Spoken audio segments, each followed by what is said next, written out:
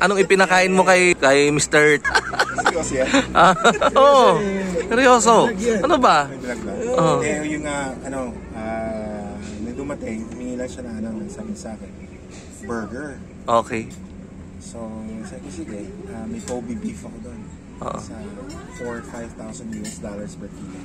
Magkano? 4,000 to 5,000. 4 to 5,000 US dollar per kilo nung anong pangalan? Kobe beef. Kobe, parang Kobe Bryant, yes. Ganon. Kobe beef. Bakit anong special sa beef na yan? Ito ay sa Japan. This is Japan breed ng Okay, beef. iba rin yung Wagyu. It's exactly the Wagyu itself is a different breed din. Okay. So yung Kobe is yung Kobe din na breed din. Na breed. Kaya lang anong Pinamasahe. Okay, mas malambot talaga. Kobe beef So yun, hinihingi niya, burger. So kininain ko yun. Simple, mga mayaman, hindi siya. Magkanong per kilo? Pihikan, Per nasa 250,000 pesos. Per kilo. Kinain niya, inubos niya. Ubus niya. Ayos Simple pakainin. Meron din wala mo siya rin fish, salmon. Sino si? Ayan. So, simple. Alam mo mayaman, they really... Burger din. Yung... No. Fish, lang, pan-fried lang na salmon. Tapos, binagganiwa ko siya ng kilawin, ceviche. Oo.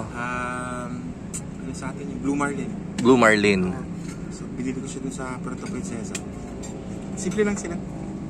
They don't ask for flashy food, kung ano man yung... Ano lang sila, kung ano yung comfort food sa kanila. Kaya lang syempre, mahal yung accommodation doon, sa pinuntahan nila. Huwag natin bagay. Oo. Yeah, mahal. They paid 5 million a night just to be there. 5 million pesos a night. So minimum 3 nights, so they paid 15 million for the whole stay. Tapos 3 nights lang yon, 15 million.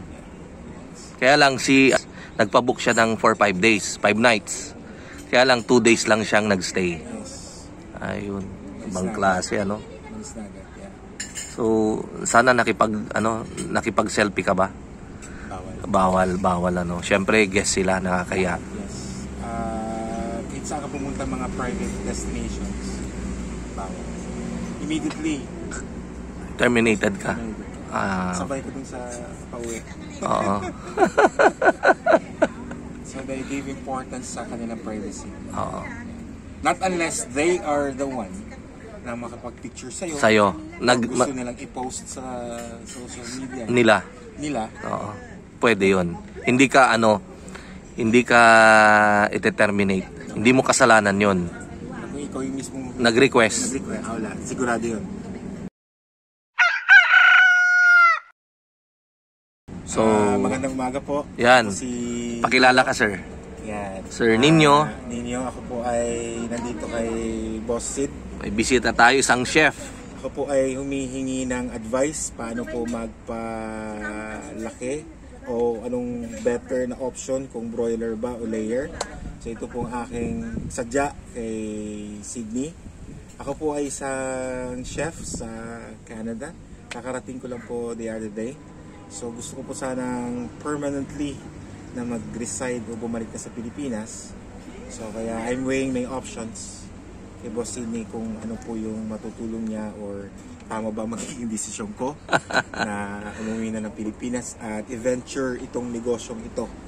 So ayun, sa susunod na vlog siguro papakita na namin sa inyo yung farm, kung paano simula yung lupa. Sa Boss Sydney ay nandyan nakaagapay sa akin, tutulungan ho ako from ground zero hanggang doon sa pag-install ng farm, lahat yan, pati feeding instructions, supplier, lahat po yan, masubaybayan po nyo yan sa mga susunod na araw. Ayan. So sila po yung ating bisita ngayong umaga. Kasama nila si Sir Marvin Kamagay from San Jacinto. San Jacinto naman po tayo. Pangasinan. Ayan. Bali, kami po ay nangangarap na magtayo na isang farm din po. At sana nga magkakasama kami ni Boss Sydney hanggang sa from ground zero to success. Yan. Okay. Actually si Sir Nino ay kaibigan natin yung kanyang kuya. Actually pati siya na-meet na natin siya before way back 2001. Yan. Kaya lang sila ay nagpunta ng Canada.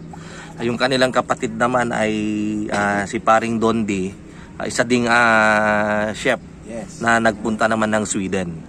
Ayan. So sila ay andito ngayon sa ating restaurant. Ayan. Saan yung nyo sir sa Canada? Ano yung Sa Toronto po. Toronto? Ano yung company nyo? I was formerly with Toronto Blue Jays po. Toronto Blue Jays. Yun yung Major League Baseball, Kayo yung nila doon, Master Chef. Yes. Yan. So nakaka-amaze yung bisita natin ngayon, Pero nakakaya tuloy yung niluto natin, hotdog. Hotdog, tapos yung itlog na may kamatis, Tsaka fried rice. Ayan. Tapos may hot coffee tayo. Ayan. Yan. So abangan niyo po yung yung ating pagbisita sa kanilang farm. I-set up po natin sa mga susunod na araw. Ayan. So thank you po. Thank you sa inyong panonood.